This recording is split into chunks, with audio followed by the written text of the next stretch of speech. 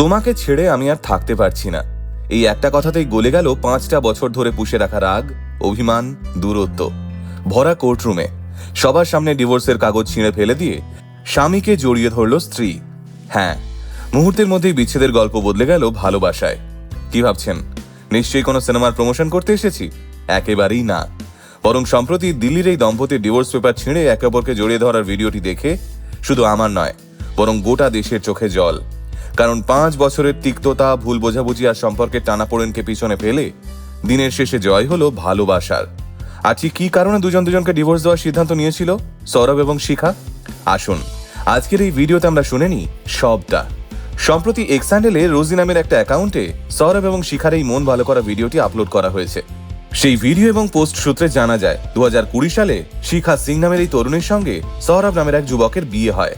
বিয়ের পর আর 5টা হ্যাপি কাপলের মতোই দুজনে ভালোই ছিল, কিন্তু হঠাৎ করেই কিছুদিন যাওয়ার পর দুজনের মধ্যে বিভিন্ন কারণ নিয়ে অশান্তি শুরু হয়।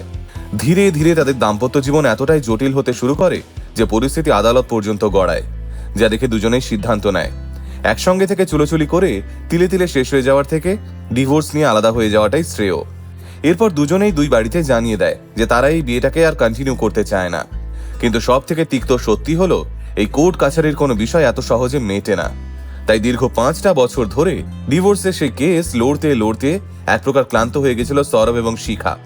আর তাই নিজেদের সমস্ত সঞ্চয় দিয়ে মেয়ের পাশে ঢাল হয়ে দাঁড়িয়েছিলেন শিখার বাবা, যাতে মেয়ের এই ডিভোর্সটা তাড়াতাড়ি ভালোভাবে হয়ে যায়। আর খুব স্বাভাবিকভাবেই ডিভোর্সের এই কেস চলাকালীন দুপক্ষের মধ্যেই বাড়তে থাকে চরম তিক্ততা, যে তিক্ততা স্বামী স্ত্রী দুজনের জীবনকেই রীতিমতো বীতশ্রদ্ধ করে তোলে। একটা সময়ের পর দুপক্ষই রীতিমতো ভাবতে শুরু করে কবে তারা একে অপরের হাত থেকে সারা জীবনের মতো নিস্তার পাবে। আসলে কোর্ট আর ঘর করতে করতে ততদিনে দুটো পরিবারই এক প্রকার মানসিক এবং শারীরিকভাবে বিপর্যস্ত।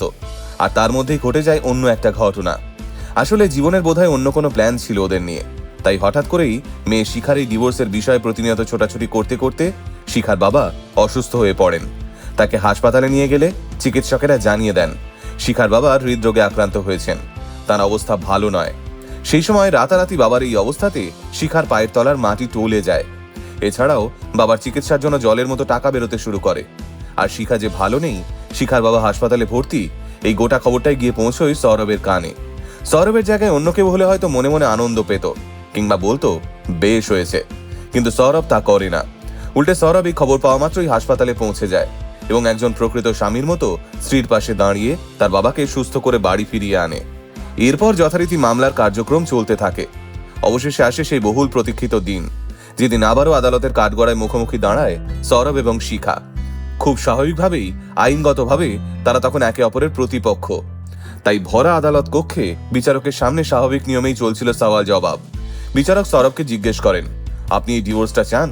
সৌরভ নিষ্পলক শিখার দিকে তাকায়, তারপর উত্তর দেওয়া শুরু করে। কিন্তু সেদিন সৌরভের উত্তর শেষ হওয়ার অপেক্ষা করেনি শিখা, কারণ শিখার ভিতরে তখন বয়ে যাচ্ছিল এক ভয়ঙ্কর মানসিক ঝড়। 5 বছরের সমস্ত অভিমান, রাগ, কষ্ট আর দূরত্বের দেওয়াল যেন মুহূর্তে ভেঙে পড়ছিল তার সামনে। তাই সেদিন সবাইকে রীতিমতো অবাক করে দিয়ে শিখা তার হাতে থাকা ডিভোর্সের কাগজ 2 টুকরো করে ছিঁড়ে ফেলে, যা দেখে থমকে যায় গোটা আদালত।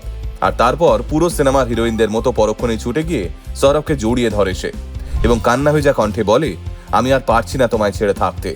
সৌরভ যেন এই মুহূর্তটারই অপেক্ষা করছিল, সেও স্ত্রীকে জড়িয়ে ধরে।